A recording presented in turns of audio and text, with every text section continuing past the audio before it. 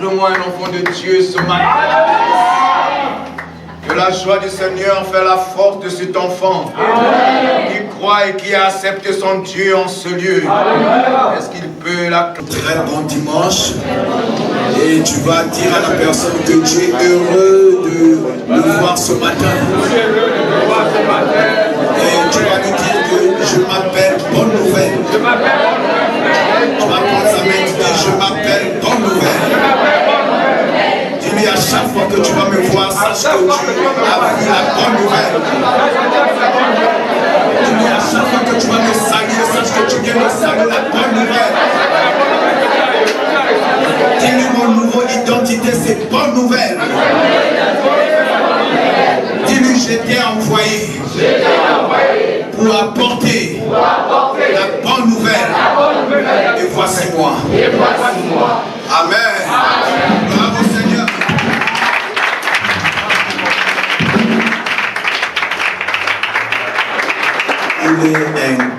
Il est unique dans son genre. Alléluia.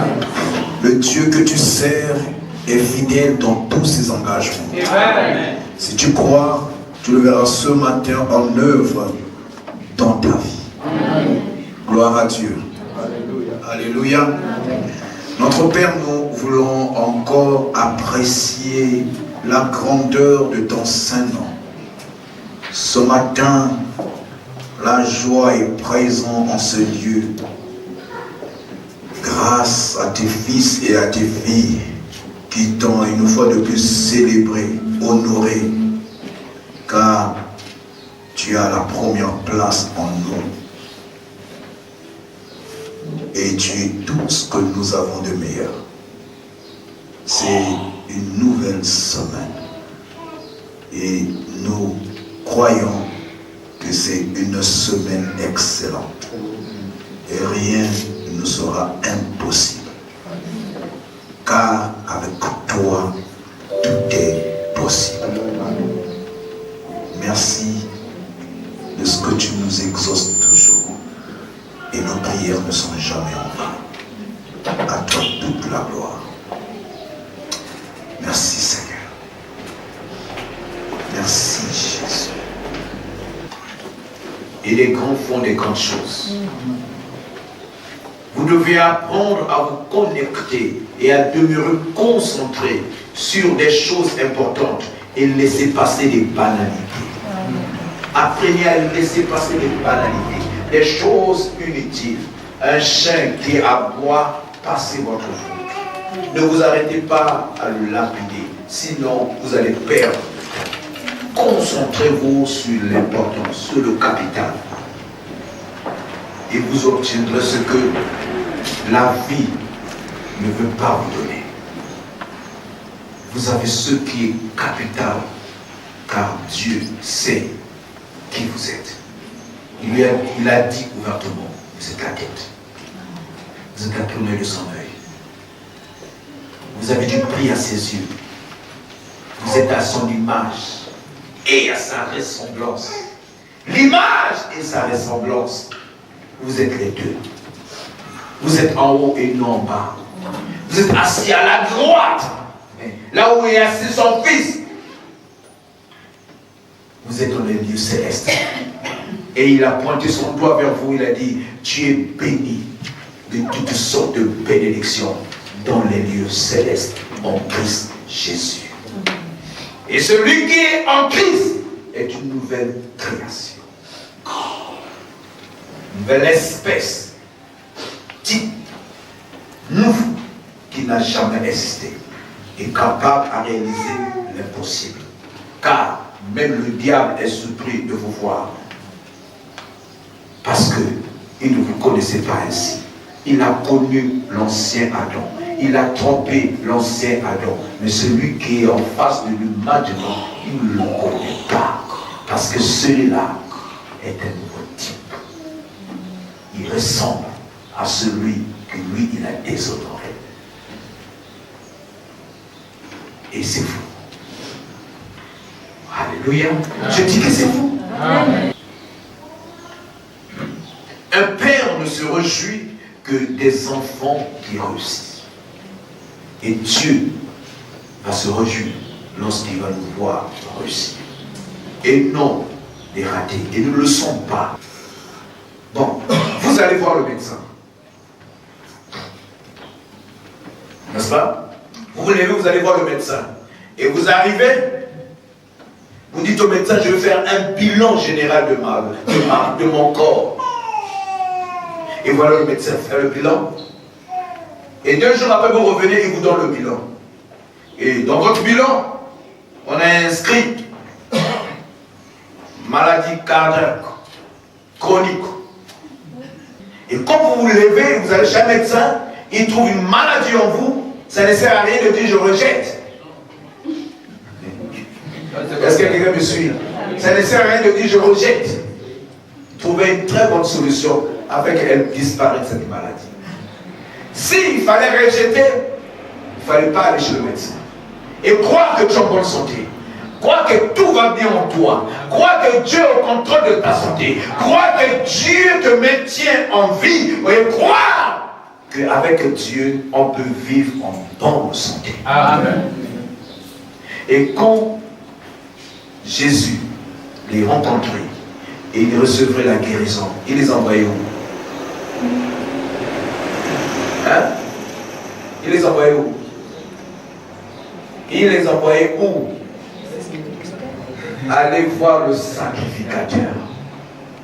Et faites quoi? Faites ce qui est demandé. Et qu'est-ce qui a été demandé? Offrez une action de grâce de ce que vous avez obtenu de Dieu, votre guérison. Ceux qui ont des oreilles ont compris. Où aller lorsque la situation, et il est le seul médecin à guérir ton âme. Amen. Amen. Vous pouvez aller voir Dominique afin qu'il guérisse votre corps, mais votre âme, venez voir votre pasteur afin que votre âme soit guérie. Amen. Et votre maladie du corps vient d'abord de votre âme, parce que vous êtes malade de votre âme. Et vous avez besoin d'une guérison automatique. Vous savez, les guérisons automatiques, comment ça s'opère? Avez-vous déjà conduit une voiture automatique? Vous appuyez juste et elle avance. Donc la guérison automatique, c'est juste la toucher et elle disparaît. Est-ce que tu peux dire Amen? Amen. Amenez votre esprit à penser et non à accumuler des faits. La plupart amènent leur esprit à toujours accumuler des faits. C'est pour cela vous allez rencontrer quelqu'un et il va vous dire ce qui s'est passé en 80. Et dans tous ces détails. Pourquoi? Au lieu que son esprit la même. Voilà pourquoi il y a la différence sous la terre entre les hommes. Dieu a fait le riche, Dieu a fait le pauvre. Le Proverbe 22, 2 nous le dit. Mais le riche a instruit son esprit à penser et le pauvre a instruit son esprit à accumuler les faits. Voilà pourquoi l'autre s'épanouit, l'un s'appauvrit. Car l'autre a appris son esprit à penser, à voir et à avancer. L'autre a appris son esprit à accumuler les faits, la haine, la jalousie, l'hypocrisie, la méchanceté. Il n'y a que des faits, des mauvais souvenirs. Il n'y a que ça. Quand vous l'écoutez, il ne vous raconte que les mauvaises choses de sa vie. Je m'attends à quelque chose de bon, car je sais et je crois à mon droit d'alliance. Aussi longtemps que vous allez accepter que votre père est vraiment votre père, vous serez heureux avec lui. Est-ce qu'il est vraiment votre père? Je dis, est-ce que votre père est votre père? Bien sûr. Je dis, est-ce que votre père est votre père? Oui. Qui vous a dit qu'il est votre père? Hein? Avez-vous fait un test? C'est lui-même. Et lui, il est sûr. On m'a envoyé deux photos de deux personnes. Un monsieur et un enfant. Et les deux avaient les mêmes nez. Et en bas, on a écrit, il cherche à faire un ADN pour savoir si c'est son fils. Quand j'ai vu les deux nez, je me dis, l'ADN est déjà là. Donc, quand vous voyez votre père et que vous voyez vous-même, vous n'avez plus de doute. N'est-ce pas? Parce qu'il y a quelque chose de lui en vous. Amen. Et comme il y a quelque chose de lui en vous, vous vivez avec cette personne en sécurité. Vous comprenez? Donc, il peut y avoir personne dans la maison et qu'il n'y a que vous deux, vous dormirez tranquillement. Amen. Pourquoi? Pourquoi vous savez, l'histoire de Lazare, j'ai découvert une chose très importante dans cette histoire. Jésus était avec ses disciples quelque part. Et on les a amenés cette nouvelle que Lazare était mort. La Bible dit qu'il est resté dans ce lieu encore 2 jours. Donc, plus les 2 jours de marche, ça faisait 4.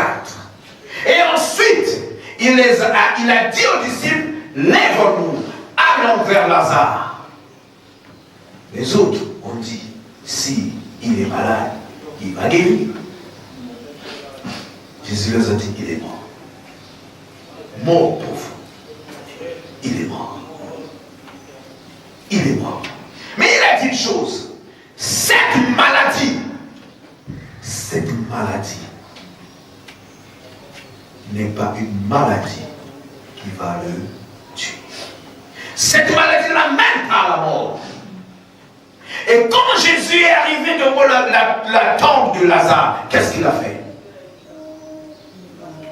Lazare, hé, sors. Je croyais entendre Jésus dire, Lazare, ressuscite-toi. Je croyais Jésus dire, Lazare, ressuscite-toi. Ressuscite-toi. Mais qu'est-ce qu'il a dit? Sors. Quelle conviction. Lazare, sors. Pourquoi? Parce qu'en fait, il avait déjà la réponse avant même de venir de mon attente. Quoi? Qu'est-ce que Jésus avait dit? Jésus a dit, tu m'exauces toujours. Voilà pourquoi, avec la conviction d'être déjà exaucé par Dieu, Jésus est venu devant la tombe et il a dit, Lazare, sors. Peut-être tu t'es levé, tu es allé déposer des dossiers quelque part. Et tu es revenu et la secrétaire t'a dit, écoute mademoiselle ou monsieur ou madame, le poste vacant a été pris. Et quelle est maintenant ta réaction? Oh Dieu, c'est encore quoi? Oh Dieu, tu m'as abandonné. Oh, c'est quoi encore ce malheur? C'est ce que tu t'es dit. La situation ne changera pas. Mais celui qui a confiance en Dieu dira, c'est pour moi l'opportunité de voir encore plus loin. Amen. Elle vient de se fermer parce qu'il y a plus grande porte s'ouvre. Il ne t'aime pas. Est-ce que tu es avec moi? Amen.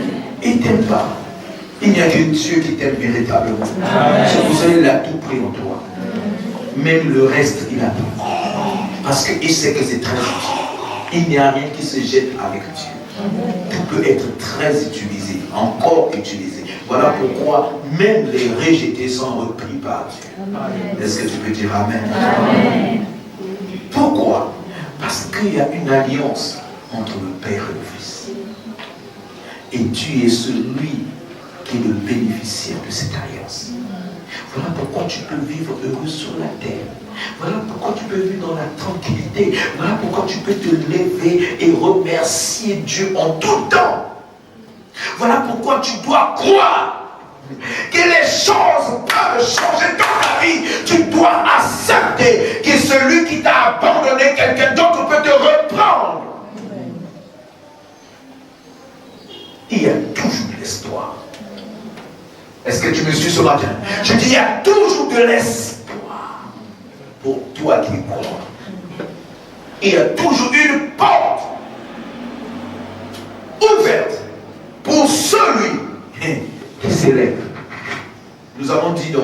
la dernière fois, Matthieu 7, verset 7. Demandez et vous sera donné. Cherchez et vous allez trouver. Et frappez et on va vous ouvrir. Mais vous voyez, il y a plusieurs vies qui font le contraire. Nous frappons et ensuite nous cherchons et à la fin nous demandons. Pourquoi? Parce que nous croyons avoir tout. Je ne veux pas que quelqu'un m'aide. Parce que quelque part vous voulez que la gloire vous revienne, bien que vous ne le dites pas.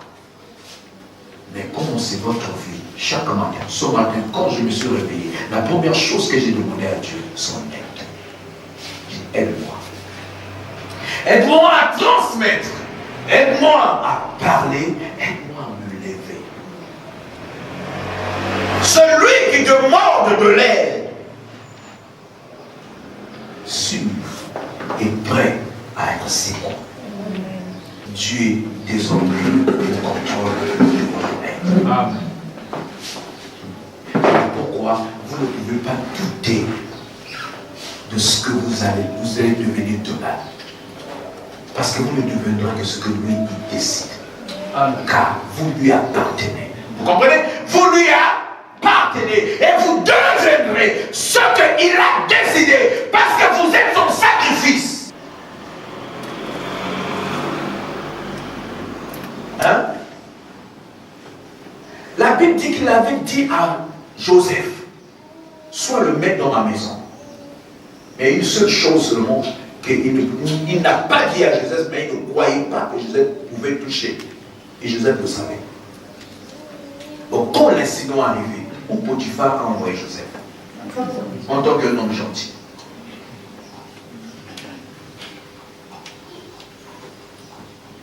Vous ne croiserez pas toujours les hommes gentils. Bon, en fait, les hommes gentils n'existent pas.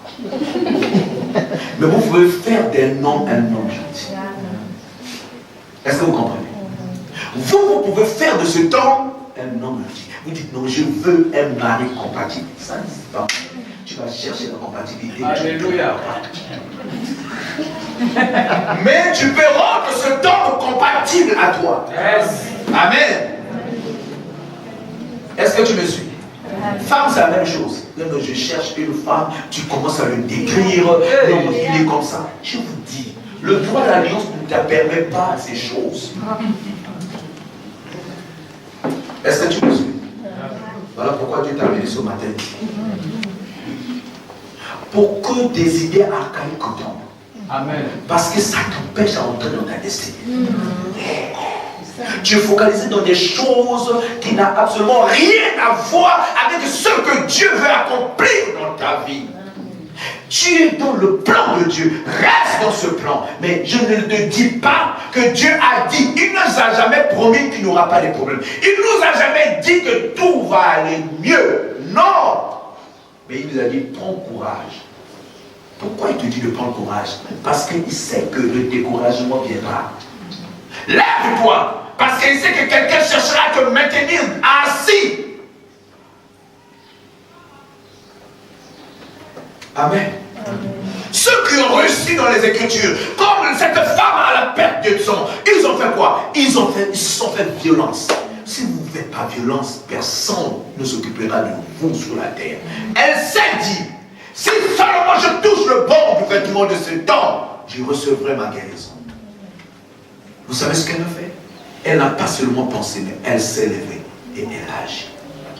Mais c'était des risques parce qu'à son époque, à l'état où elle pouvait être lapidée. Vous savez, elle a choisi d'être lapidée parce qu'elle a cru à sa guérison. Il va arriver que vous allez rencontrer une personne qui fait partie de votre destinée, mais son langage vous amène à le fuir. Oui. C'est à vous de voir où vous allez. Où voulez-vous aller? Vous rencontrez un patron, vous rencontrez un mari, vous rencontrez une femme de caractère bizarre. Et là, le patron ne va jamais accepter ce que vous faites. toujours vous faites les mauvaises choses, bien que vous savez que vous faites les bonnes. Mais si vous savez où vous allez, ces choses ne vous empêcheront pas à revenir et à continuer à faire votre travail. Parce que vous savez où vous allez. Si vous avez rencontré l'homme de votre destinée, la femme de votre destinée, il peut arriver que des choses que vous ne voulez pas accepter, le contraire arrive, bien aimé. Si vous savez où vous allez, que rien de ces choses ne vous empêche d'avancer. Regardez toujours devant. Parce que derrière ces choses se trouve votre porte de sortie. Pourquoi? Parce que vous avez foi à l'alliance. Et vous savez le droit que vous avez. C'est comme un Sénégalais que le Sénégal refuse de faire entrer dans le territoire parce qu'il n'a pas son passeport. Vous comprenez? Et on vous dit, comme vous n'avez pas votre passeport, vous ne rentrez pas dans le territoire. Est-ce que vous allez vous mettre à pleurer? Quand tu connais tes droits, l'ennemi ne peut pas te faire peur. Mais beaucoup de gens se basent parce qu'il n'a plus de passeport, il est dans le territoire où il doit se trouver, dans son pays, et il pleure. Vous êtes dans votre territoire. Ce n'est pas une parole, ce n'est pas un mot, ce n'est pas une chose contraire de ce que vous voyez qui peut vous désarmer. Tenez ferme. Parce que vous savez que c'est là où Dieu vous a positionné. Si vous savez que c'est là où Dieu vous a positionné, tenez ferme. Il n'a jamais dit que là où je vous ai positionné, il n'y aura pas de guerre. Il n'a jamais dit que là où je vous ai positionné, tout le monde vous sera favorable. Mais il nous a dit, prends courage. Amen. Il nous a dit, n'abandonne pas. Et il nous a promis d'être avec nous. Et il nous a donné ce qui est nécessaire pour que nous tenions ferme dans ce combat. L'armure. Il nous a donné un casque sur la tête comme le casque du salut. Gardons notre salut. Il nous a donné un bouclier qu'on appelle la foi. Il a mis en nous les chaussures qui nous apportent à devenir la bonne nouvelle. Il nous a revêtis de la cuirasse de la justice. Il nous a mis une ceinture de justice. De vérité. La cuirasse de la justice et une ceinture de vérité. Il a mis entre tes mains l'épée, la parole de justice. L'accès en tout. Et il t'a dit, va mon frère, va mon fils, je suis avec toi. Lève-toi avec ces choses et avance. Comme le soleil brille. C'est ainsi qu'il a dit, tu es la lumière et tu es le sel. Alors à saison où Dieu t'est présenté. Et mets le soleil où tu es présent. C'est pas possible que où tu es, il y ait l'obscurité. Non. Si tu trouves l'obscurité, tu es la lumière. Cette lumière n'a pas besoin de crier, je suis la lumière. Dès qu'on l'allume, il est clair, l'obscurité ne fait pas disparaître. Vous êtes la lumière. Amenez la lumière dans votre maison. Amenez la lumière dans votre entreprise. Amenez la lumière dans votre école. Amenez la lumière dans votre église, dans votre communauté. Quand vous venez et vous dites des paroles telles que je sens des ténèbres, c'est vous qui l'avez amené. Mais bien sûr. Vous ne dites que ce que vous êtes. Parce que si je suis lumière, j'arrive où il y a des ténèbres, je dirais, je vois la lumière. Vous comprenez? Je vois quoi? La lumière, parce que je suis lumière. Amen. Voilà, femme, je vous dis, ne dites jamais, tu sais, dans ma maison, je ne comprends rien. Tu es la compréhension. Deviens ce que tu veux voir. Amen. Identifie-toi à tout ce que tu veux voir. tu arrives quelque part et que tu veux voir la santé, dis que c'est toi la santé. Amen. Tu veux voir la paix, dis-toi que c'est toi la paix. Tu veux voir la joie, dis-toi que c'est toi la joie. Tout ce que tu veux voir, identifie-toi à cette chose. Parce que le droit d'alliance te permet de porter toute casquette qui peut permettre à ce que la joie et ce que tu veux être soit présent. Amen. Quand Dieu est apparu sur la terre, bien qu'il était toujours, il s'est présenté comme l'Éternel. Parce qu'à cette époque, il fallait que ce soit l'Éternel. Et il a, à chaque fois qu'il s'est présenté, il s'est présenté selon ce qu'on voulait hors ce territoire.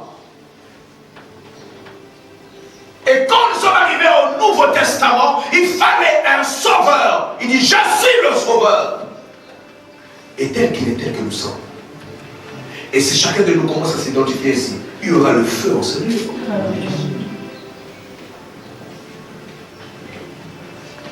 Amen. Je dis, il y aura le feu en ce lieu. Et si toi, et ton frère, et ta soeur, et vous tous qui cohabitez ensemble, vous vous identifiez à ce que vous voulez voir dans votre maison, la chose sera présente. Ouais.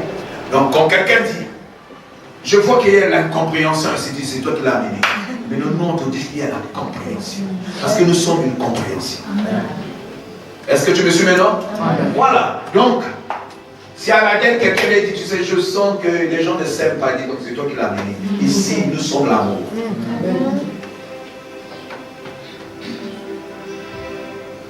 Devenez ce que vous voulez voir. Ça, c'est votre point d'alliance. Quand Moïse a dit, je dirai quoi à Pharaon? Qu'est-ce que Jésus a dit? Dis-lui, je suis. Bien-aimé, je suis en train de vous dire comment désarmer le diable afin qu'il ne vienne plus. Vous l'avez tellement armé avec vos propres armes. C'est comme aujourd'hui, les Européens se plaignent.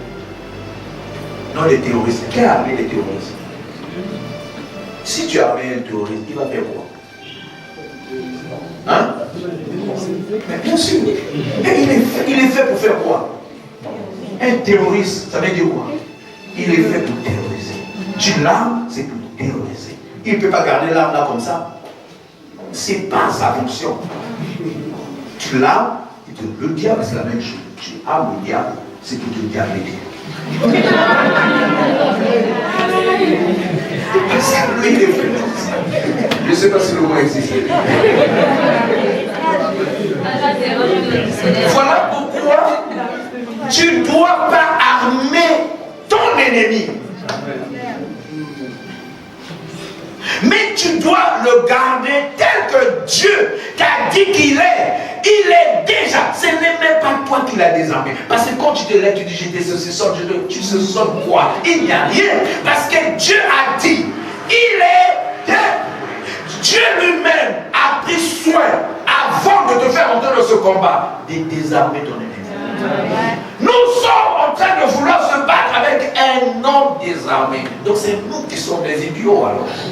Comment voulez-vous combattre un homme désarmé?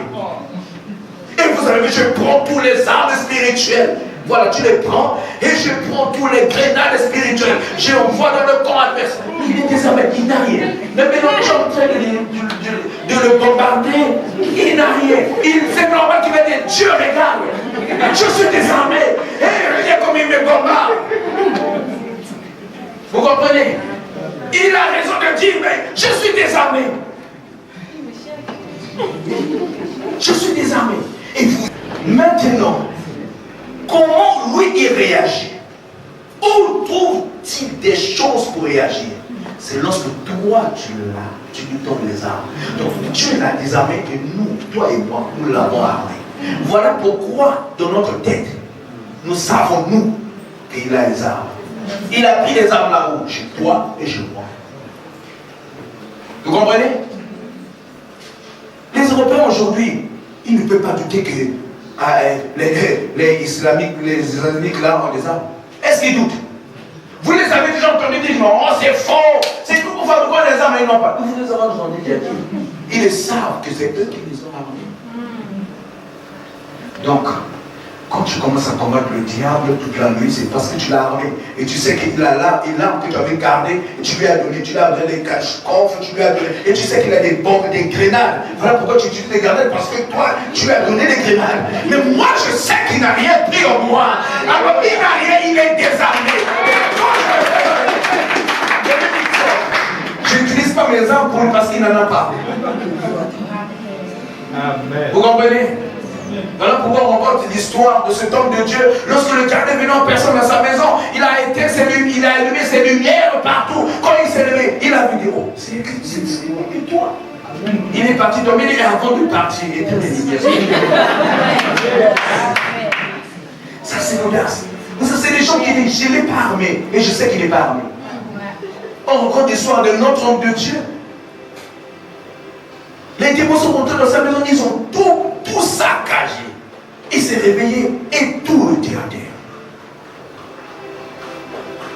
Il a dit au nom de Jésus, tout est rentré dans l'ordre. Après, une idée est venue. L'esprit dit, hey, n'allez pas. Arrangez-moi tout ce que vous avez mis en désordre ici. On dit que les choses sont revenues à l'ordre. Il est allé sortir. Quand nous allons commencer à comprendre qui nous sommes, c'est que nous vivrons en paix. Les uns et les autres. Quand tu sais que tu n'as pas armé ton ennemi, tu ne peux pas avoir peur de lui. Colossiens chapitre 3, verset 15. Dieu dit qu'il a amené dans son cortège, il a détruit, il a enlevé tous les armes. Il n'a plus d'armes, il n'a plus d'armes. Voilà pourquoi Dieu cherche des adorateurs. Moi je croyais que Dieu vous devait dire, je cherche ceux qui iront combattre pour moi. Je cherche des adorateurs, ceux qui m'adorent en esprit. Tu ne l'as pas armé, alors ne t'inquiète de rien. Amen. Ne t'inquiète de rien. Crois à ce que Dieu a dit que tu es. Applique-toi à mieux le connaître. Applique-toi à l'adorer. Applique-toi à s'affermir dans la parole. Applique-toi à grandir. Applique-toi à exceller. Applique-toi dans le territoire qu'il t'a donné. Avance avec allégresse, avec la joie du Seigneur. Mais je ne suis pas en train de dire qu'il n'y a pas un combat spirituel. Pourquoi il y a un combat spirituel? Parce que parmi vous, les gens, certains ont armé le diable. Et par ces armes-là, il vient maintenant les utiliser vers nous qui n'avons pas armé. Voilà pourquoi j'utilise les armes. Est-ce que vous comprenez maintenant? Est-ce que tu m'as saisi? Nous l'avons armé. Comment nous l'avons armé? Lorsque je prends Camille comme mon ennemi, je suis en train d'armer le diable. Quand je commence à haïr, au lieu d'aimer, je suis en train d'armer le diable. Quand je commence à dire des choses contraires à ce que je dois voir vers lui, je suis en train d'armer le diable. Lorsque je viens à l'église et je commence à faire des jugements, je suis en train d'armer le diable. Et c'est les mêmes armes que le diable va utiliser contre ceux qui ne l'ont pas armé.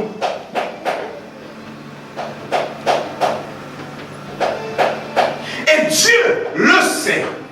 Voilà pourquoi le nom de Jésus t'est donné comme arme qui détruit toute langue qui se lève contre ta personne. Alléluia. Et la Bible précise, sans effet, toute arme qui se lève contre toi, sans comment? Sans effet. On parle de l'arme et on dit de sang, que l'arme là est sans effet. Pourquoi? Parce qu'en réalité, suis-moi bien, en réalité, la haine, la jalousie, l'hypocrisie, toutes ces choses-là ne peuvent pas te tuer. Oui, ça ne peut pas te tuer. Et le diable sait très bien que les armes qu'il a, que nous l'avons donné ne tue pas. Ça a un seul but, nous faire éloigner de Dieu. Ça ne peut pas tuer notre corps, mais ça ne fait que nous éloigner de Dieu. Et vous savez, quand nous sommes éloignés, alors en ce moment, nous sommes à sa merci. Voilà pourquoi ces armes, si tu sais que c'est sans effet, ça ne peut pas t'éloigner. C'est comme demander une chose que ne t'a pas donnée. Et si tu fais que c'est un problème, tu te détruis.